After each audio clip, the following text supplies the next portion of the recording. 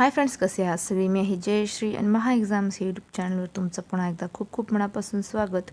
तर फ्रेंड्स, आज आपण TET CETमधील CDP या विषयातील चा मनोलैंगिक विकास सिद्धांत यावरील 50पेक्षा अधिक प्रश्नोत्तरांचा अभ्यास करणार आहोत. त्याआधी जर चॅनलवर नवीन असाल आणि चॅनलला सबस्क्राईब केलं नसेल तर महा एक्झामचं यूट्यूब चॅनल नक्की सबस्क्राईब करा. चला तर मग वळत आपल्याच्या पहिल्या प्रश्नाकडे. प्रश्न आहे, फ्राईडच्या मते व्यक्तिमत्वाचे 3 भाग कोणते? तर पहिला आहे ID, दुसरा आहे इगो आणि तिसरा आहे सुपर इगो. प्लेजर प्रिन्सिपल कोणत्या भागाचा नियम आहे? उत्तर आहे ID. रियालिटी प्रिन्सिपल कोणत्या भागाचा नियम आहे? उत्तर आहे इगो. मॉरॅलिटी प्रिन्सिपल कोणत्या भागाचा नियम आहे? उत्तर आहे सुपर इगो. पुढचा प्रश्न पाहूया. 2 वर्षानंतर कोणता भाग विकसित होतो? उत्तर आहे इगो. पुढचा प्रश्न पाहूया.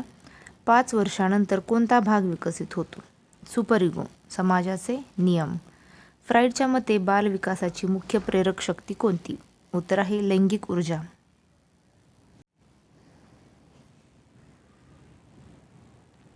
पुढचा प्रश्न पाहूया. मनाचे 3 स्तर कोणते? चेतन, पूर्वचेतन, अचेतन किंवा बेशुद्ध.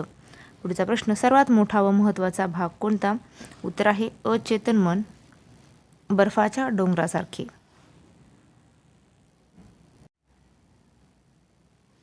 पुढचा प्रश्न पाहूया. स्वप्नातून कोणता भाग प्रकट होतो? उत्तर अचेतन मन. फ्रेउडिन स्लीप म्हणजे काय? अचेतन मनाचे चुकांवर प्रकटीकरण.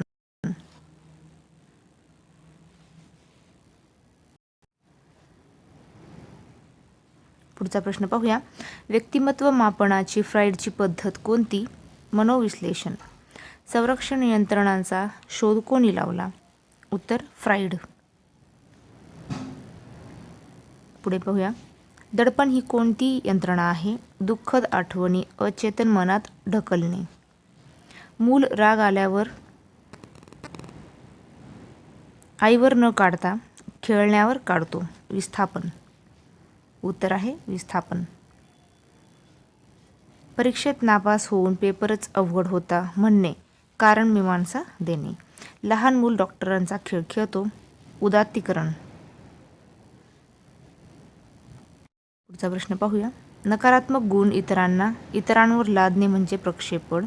लहान मूल तणावात बोट चोखते. उत्तर आहे प्रतिगमन.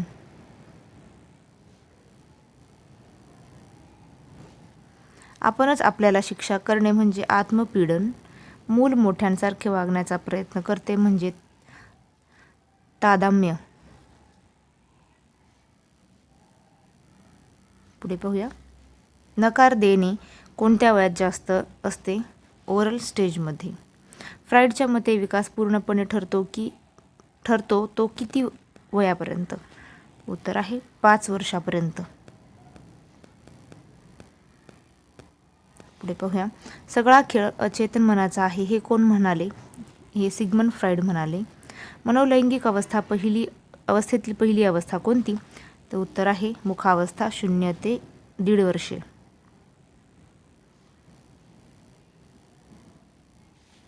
पुढे पाहूया. मनोलैंगिक अवस्थेतील दुसरी अवस्था कोणती? गुदावस्था, 1.5 ते 3 वर्षे. मनोलैंगिक अवस्थेतील तिसरी अवस्था कोणती? लैंगिक अवस्था, 3 ते 6 वर्षे. पुढचा प्रश्न पाहूया. मनोलैंगिक अवस्थेतील चौथी अवस्था कोणती? सुप्तावस्था, 6 ते 10 वर्षे. मनोलैंगिक अवस्थेतील 5वी अवस्था कोणती? जननेंद्रिय अवस्था, 12 वर्षाच्या पुढे. पुढचा प्रश्न पाहूया. स्तनपान बंद करणे कोणत्या अवस्थेत येते? मुखावस्था. मुलगा वडिलांना आदर्श मानतो. लैंगिक अवस्था.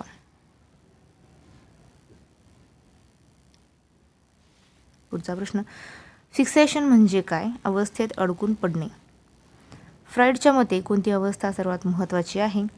उत्तर आहे लैंगिक अवस्था, कारण सुपर इगो इथेच बनतो, म्हणून ही अवस्था महत्त्वाची आहे. प्रौढावस्थेनंतर कोणती अवस्था येते? जेनेटिकल अवस्था. जेनेटिकल अवस्था. टीका फ्राईडचा सिद्धांत कोणावर जास्त आधारित आहे? पुरुषांवर, लैंगिकतेवर आधारित आहे. आधुनिक मानसशास्त्र फ्राईडला काय म्हणते?